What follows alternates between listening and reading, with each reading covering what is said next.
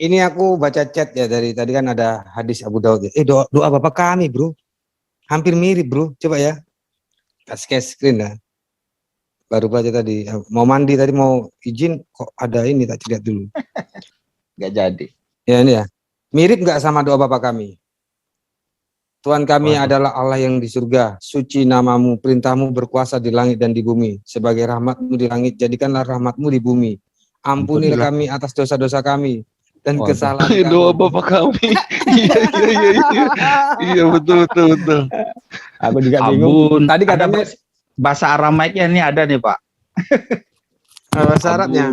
Bebas semaya nekadaswah, tete mahuta, tv sebianak. Ikan ada pas semaya apa? Hampir sama. Jadi enggak, aku tadi kan lihat di chat itu surat pertama ini ada Pak Ustadz, ini sudah open kamera Pak Ustadz, Pak Irfan. Ya, Pak, gitu ini pertanyaannya Pak Irfan Fukushima ini sangat bagus ini. Pada ndak mau mualaf memang kenapa alasannya? Alasan saya satu, catat Pak Fukushima ya. Yang pertama, tidak ada ajaran etika dan moral yang lebih baik dari Yesus. Itu yang pertama. Yang kedua, tidak ada manusia yang datang dari surga dan sudah kembali ke surga. Itu yang kedua. Yang ketiga, tidak ada manusia yang mati, bangkit, dan naik ke surga untuk keselamatan. Jadi Yesus dalam hal kekudusan, dalam hal etika dan moral, dalam kebenaran, dari asalnya sampai akhirnya, itu terbukti berbeda dari semua para nabi. Itu. Jadi tugasnya Pak Irfan supaya saya bisa jadi mualaf harus bisa mencari sosok nabi yang lebih kudus, lebih agung, lebih mulia, lebih benar, lebih perkasa, lebih ajaib, lebih jujur, lebih suci, lebih kudus daripada Yesus. Kalau tidak ada, maka saya tetap akan ikut Yesus. Bagaimana Pak Irfan? Bisa diterima? Kalau tidak bisa diterima, itu alasan saya. Pertanyaannya bagus Pak. Jawabannya itu ya gini ya, karena terus terang Pak ya, persepsi ukuran baik itu kan menurut jenengan dan orang Islam itu kan berbeda, sehingga ya selamanya tidak akan nyambung Pak. Ya sekarang Bapak bisa cari di kitab manapun, di buku teologi manapun, di ajaran manapun, tunjukkan sama saya ada satu pribadi yang bisa kita validasi lebih kudus, lebih mulia, lebih sempurna, lebih agung, lebih punya etika dan moral yang asal usulnya kekal dan ajaib seperti Yesus. Kalau ada, saya tinggalkan Yesus, Pak. Bapak silakan, mau kita apapun Bapak bawa sini. Dan Bapak harus siap divalidasi. Kalau saya boleh nggak ukuran baik itu yang universal ya, yang suruh gini. Pak Michael Hart itu menulis Nabi Muhammad nomor 1, kok tak Yesus, kok tak yang lain. Itu aja kalau saya. Ya, patokannya sekarang. Termuka. Oke, kita pakai ukuran apa sekarang? Coba. Nah, kalau ya. Oke, kita pakai ukurannya yang pertama, membunuh. Membunuh itu dosa kan?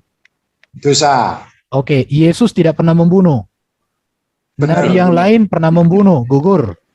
Ya benar saya katakan gini, tapi gini Pak. Oke, jadi kita gini, kita sepakati ukurannya apa Pak? Boleh kita pakai ukuran apa? Ya sih benar.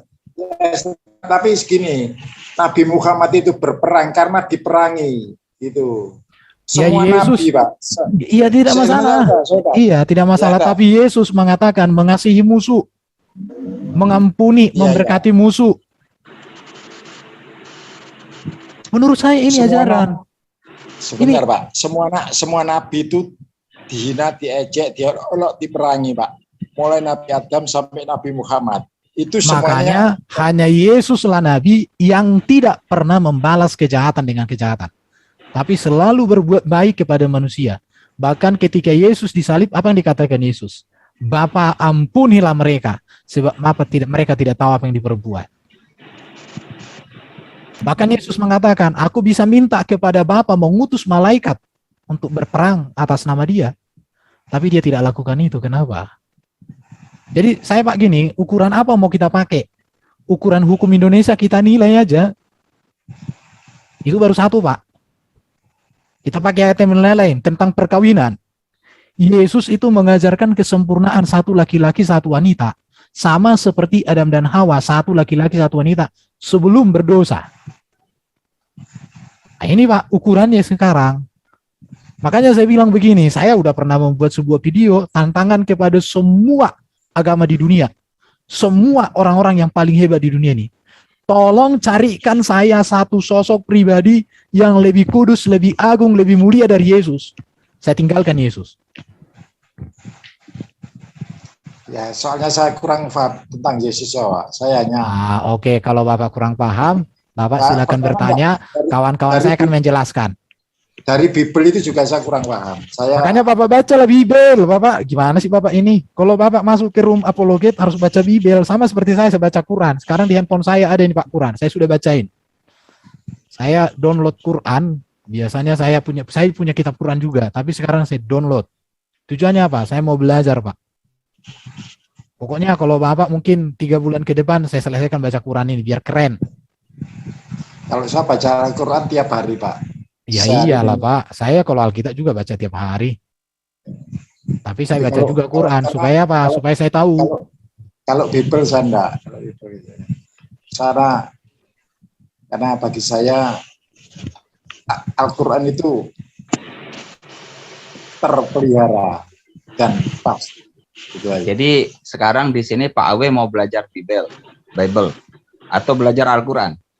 Waduh, saya ya wis cari teman aja lah. Cari Oke. itu aja. Kalau gitu berarti kita diskusi ringan Pak. Berarti tantangan saya ini kalau bisa Pak, saya kasih Bapak tugas seumur hidup Bapak. Coba carikan sama saya seorang pribadi Ya, yang wes, lebih nanti- kudus, lebih mulia, lebih agung, lebih benar dari Yesus Kristus. Oke, nanti saya cari. Nah, kalau Bapak sudah dapat, kalau buku siapa itu Pak, itu belum Ya. teruji itu. Kalau dibuat dia nanti baratnya Yesus nomor 1, Nabi Muhammad nomor 2, dia di demon itu. Bisa Pak. Jadi dia pintar itu untuk demi apanya itu, untuk pasaran, Bisnis, supaya dapat bisnis. uang, bisnisnya itu. Gini Pak Tapi gini loh, Erwin, sebentar Pak ya. baiknya Sini loh, sebentar. Pak Awe bisa mengikuti jejaknya Pak Dhani tadi Pak. Pak Dhani itu beliau dari pesantren ya Pak ya. Selama ini beliau itu bacaannya hanya Al-Quran. Nah, tetapi setelah beliau ikuti YouTube di forum-forum seperti ini, beliau itu baru tahu Pak, baca tentang Taurat, kemudian tentang Mazmur, kemudian Injil. Nah ini sekarang agak moderat sebetulnya Pak Dhani itu Pak. Apa mungkin bisa mengikuti jejak Pak Dhani Pak Awe. Jadi supaya Bapak itu tidak terkungkung gitu ya. Saya bahwa juga punya Tuhan adalah channel, Pak. satu-satunya yang benar. Saya juga Apa? punya channel, Pak. Saya juga punya channel. Jadi sudah ada 9 video tentang, pertama saya mulai dari Al-Fatihah, terakhir itu yang ke-9 itu tentang keluarga saya yang difitnah PKI, gitu aja. Itu ada channelnya. Yang video yang keempat itu justru punya nilai perspektif manajemen, planning seorang Muslim dalam perspektif Al-Quran. Gitu. Karena Al-Quran itu saya lihat setiap Muslim itu seharusnya punya plan, punya visi, punya misi, punya tujuan, punya sasaran, dan punya target. Dan itu saya terjemahkan di ayat itu nyambung aja. Seperti itu. Tapi ada visi keselamatan nggak Pak di Quran itu Pak? Ada. Oh ada ya. Kalau jaminan keselamatan di Al-Quran itu ada, Pak. Yang beri jaminan siapa itu Pak? Allah langsung. Oh iya. Karena saya mendengarkan Muhammad itu tidak bisa memberi jaminan kan. Karena Tidak. beliau Pak. sekarang kan tidak seperti Syafaat itu, sekali Pak. Benar Pak. Ini saya luruskan Pak. Syafaat itu langsung dari Allah. Tidak dari orang, tidak dari kita. Gitu. Tidak dari siapapun.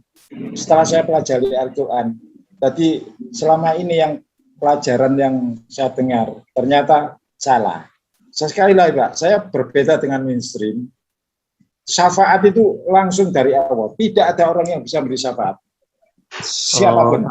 Artinya apa sih Pak? Apa itu? Pertolongan itu. Oh, syafaat pertolongan. Iya. Tapi kenapa sih Pak? Kalau saya mendengarkan doa teman-teman Muslim itu pasti mendoakan juga Nabi Muhammad gitu Pak. Itu maksudnya gimana Pak? Itu penghormatan atas jasanya Nabi Muhammad, memberitakan tentang Islam, sehingga orang Islam itu orang yang menerima bisa terarah kehidupannya. Mungkin saja kalau tidak ada Nabi Muhammad, ya seperti bangsa Arab kita, jahiliyah seperti itu. Iya. Ya, Jadi bukan doakan berselawat itu menghormati atas jasanya yang bersangkutan karena memberitakan tentang Islam itu, sehingga ya saya dan umat yang lain itu tahu yang benar dan yang benar. Oke. Iya, saya ngerti Pak. Oke, Pak. Lanjut Pak. Ya, enggak apa-apa lah, pokoknya berteman aja lah saya gitu. Iya, itu Pak, kita harus berteman meskipun berbeda pandang gitu ya. Karena nanti hakim yang adil itu kan ketika ada akhir zaman penghakiman itu Pak, itu saja Pak. Tapi selama kita hidup ya kita harus berbuat baik, melakukan kehendak Allah yang maha baik, itu aja Pak. Soalnya saya pertama ada kelemahan dari saya Pak. Saya ini kurang bisa bicara. Loh, itu Bapak pinter bicara. Kurang bisa Pak. Saya Pak ini buat YouTube ini sungguh nekat Pak. Saya mantan seorang auditor Pak. Auditor itu beda karakternya Pak, gitu ya. Oh, sama sedikit dengan bicara. Sedikit bicara Pak. Profesinya sama dengan saya Pak. Kalau auditor saya juga auditor Pak. Jadi dalam bicara itu ada landasannya itu Pak. Bagus kalau gitu Pak. Bapak masuk di Zoom. Bagus lah, berarti auditor ketemu dengan auditor. Kalau saya karburator. Karburator bocor ya. Sudah Pak, tadi pensiun saya menanggapi pernyataan Bapak di awal sebenarnya. Maksudnya kan tadi dibilang semua nabi diperangi mulai dari Nabi Adam. Ya. Karena Nabi Adam berperang dengan siapa Pak? Maksudnya dia kan diciptakan pertama. Kan Bapak bilang dari Nabi Adam.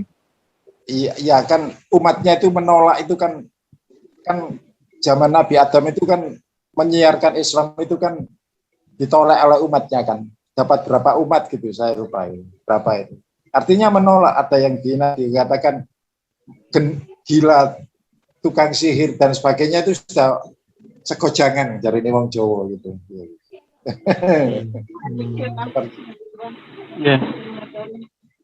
Tapi saya terus terang Pak, saya tidak bisa hafal Al-Quran karena saya baru belajar Al-Quran itu belajarnya terus terang Pak. Saya belajar sendiri tanpa guru, karena waktu itu saya kan ya sekali lagi, yang saya ceritakan di video ke-9 itu, saya waktu kecil itu difitnah PKI sehingga tidak sempat belajar Al-Quran secara benar. Dan belajarnya ya baru tahun 2009 kemarin. Oh baru ya Pak ya? Belum lama ya belajar Al-Quran ya Pak ya? Mungkin Bapak bisa paralel Pak Abi. Paralel itu selain Al-Quran, kan Muslim, Islam itu Pak ya, disebut Muslim ketika dia pertama ya percaya terhadap kitab-kitab terdahulu sebelum Al-Quran. Pertama, kedua percaya kepada nabi-nabi yang diutus oleh Allah. Gitu Pak ya. Semua nabi kan. Nabi itu, semua nabi Pak. Nabi itu semua nabi ya. Nah, sekarang gini Pak. Nabi itu tidak 25 Pak. Ada 144.000 nabi. Tetapi tidak semuanya dikisahkan. Itu ada dasar ayatnya. Ada 144.000 nabi. Itu. Ya, ya termasuk intinya kalau Buddha itu salah satu diantaranya adalah nabi. Buddha Gautama itu. Ya, tapi makanya saya kasih sarannya gini Pak. Ketika selain percaya dengan kitab suci sebelum Quran dan juga para nabi, nah ketika Bapak membaca Quran itu paralel saja Pak dengan kitab-kitab terdahulu juga, supaya apa Pak? Supaya historical sejarah tentang keimanan yang benar itu kan diawali dari kitab-kitab suci yang terdahulu itu Pak, sehingga sampai dengan Quran yang Bapak imani sekarang. Itu saran saya seperti itu Pak, supaya Bapak tidak istilahnya tidak kurang piknik lah ya Pak ya. Tahu-tahu pokoknya Al-Quran aja. Nah, itu saran saya gitu Pak. Itu Pak Awe. Lanjut. Oke, tapi Dari kata orang tapi Bapak pelajari sendiri gitu. iya, karena gini Pak, saya belajar sendiri. Sekarang ini usia saya sudah 59, saya sudah pensiun sudah 5 tahun yang lalu. Pensiun ini karena sakit, gitu. Dan sekarang sehat, sehingga sekarang ini boleh dikatakan saya di rumah saja, hidup dibiayai istri saya PNS Pak. Nah ya, bersyukurlah Pak. Gitu. Itu. Jadi terus saya cuma belajar Al-Quran saja, sambilnya mendakwakan tentang Al-Quran, tafsir Al-Quran, meluruskan yang kajian-kajian itu yang banyak tidak sesuai kan Pak. Mulai si Arman. Gitu. Tadi Bapak bilang istri-istri, maksudnya Bapak punya istri lebih dari satu. Oh enggak satu aja. Tak mampu. Enggak mampu berbuat adil. Lagi bahas apa ini? Bapak Pak? nggak ngikutin Pak Nabi Muhammad Pak, istrinya lebih dari Itu satu. kan Pak. sunnah kan. Sunnah itu kan tidak, Oh iya iya. tidak wajib kan. Jadi kalau tidak melaksanakan ya enggak dosa kan. Oh iya iya. Tapi nanti tentang Lagi bidadari gimana Pak? Bang di sini. Iya apa? Bidadari itu gimana? Berarti yang melakukan poligami itu dia yakin dirinya bisa adil gitu kira-kira ya Pak. Iya. Oh. Karena tuntutannya adil Pak. Saya enggak mampu Pak. Kalau Nggak gitu mampu, kalau saya mau cari teman yang adil, saya cari teman yang sudah poligami itu kemungkinan adil ya Pak. Orang-orangnya Silakan adil. tanya Pak.